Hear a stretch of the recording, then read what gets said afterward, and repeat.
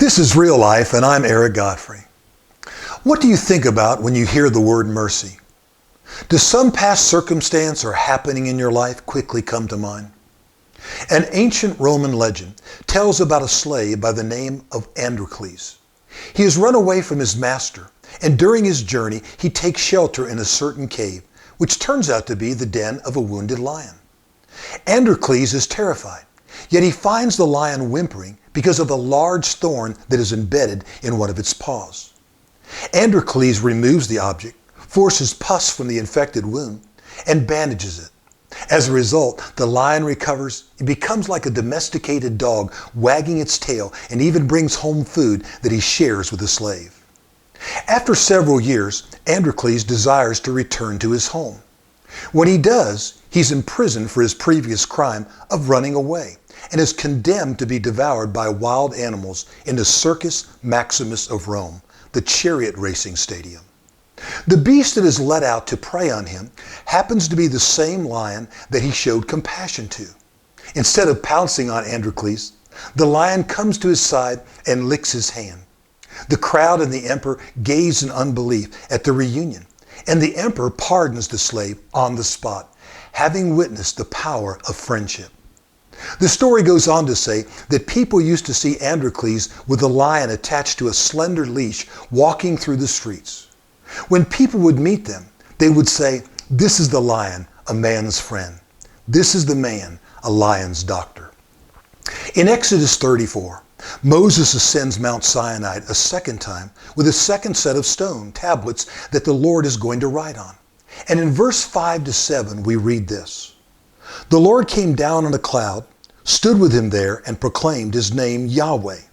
Then the Lord passed in front of him and proclaimed Yahweh.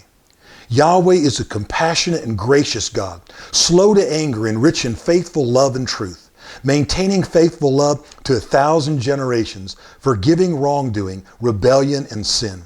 But he will not leave the guilty unpunished, bringing the consequences of the father's wrongdoing on the children and grandchildren to the 3rd and 4th generation." And then let's inject a second passage to go along with Exodus 34. It is Titus 3:5. "He saved us not by works of righteousness which we have done, but according to his mercy through the washing of regeneration and renewal by the Holy Spirit." Mercy is defined as compassionate behavior on the part of those in power, a tendency to be kind and forgiving, an alleviation of distress and relief, compassion shown by one person to another.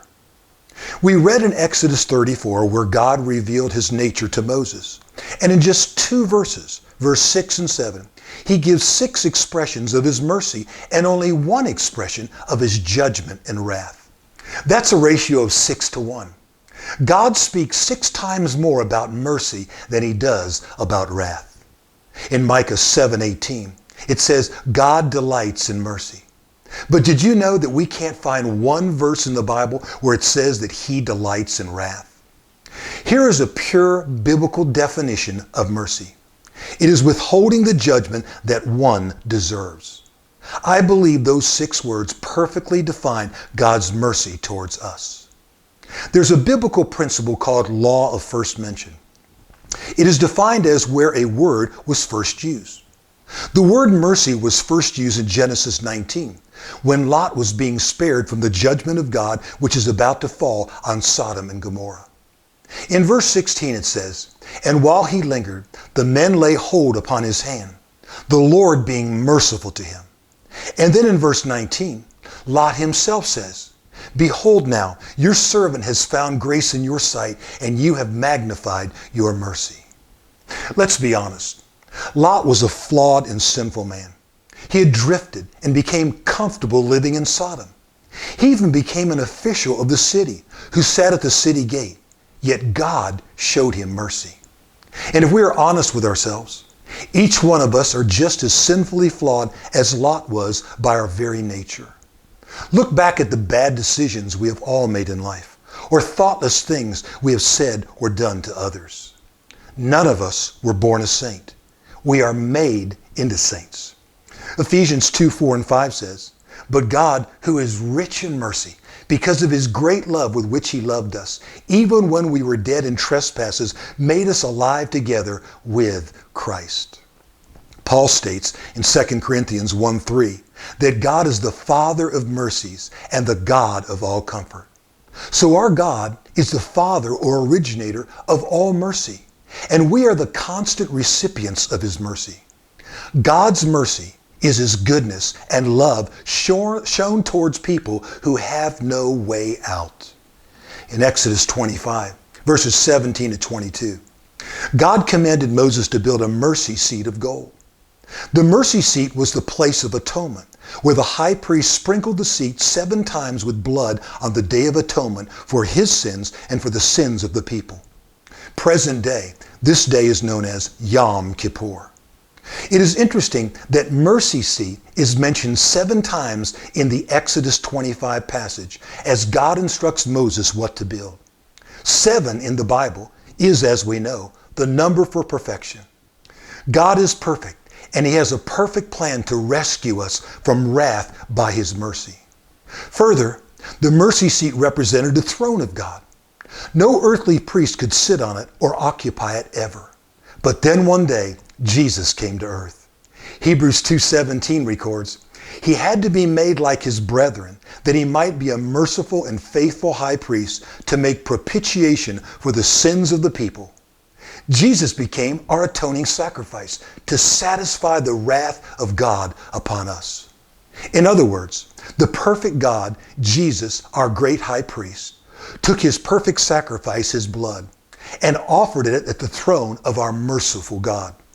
Hebrews 10:12 says, after he had offered one sacrifice for sins forever, sat down on the right hand of God. During the last year of his life, the composer Mozart wrote his musical composition Requiem, which contained these words, remember, merciful Jesus, that I am the cause of your journey.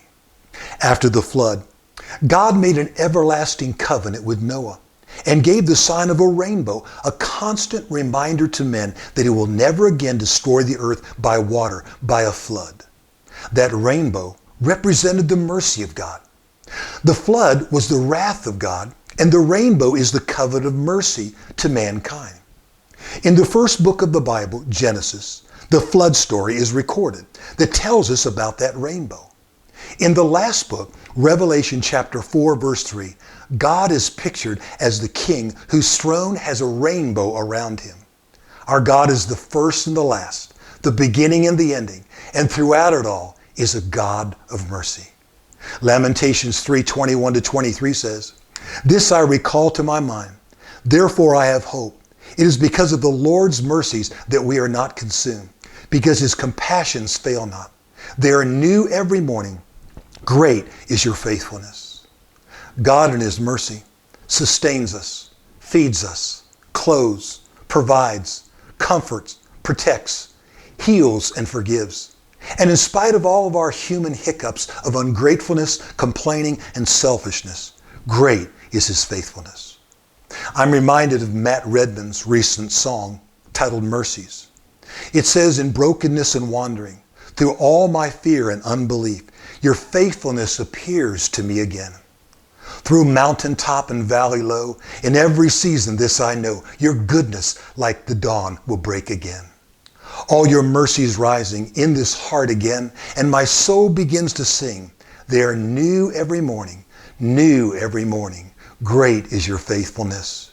Your mercies are new every morning, new every morning. Great is your faithfulness. Next time, in part 2 of our For Mercy's Sake, we will discuss our mercy towards others. For now, enjoy the mercy of God today and know that he loves you with an everlasting love. Shalom.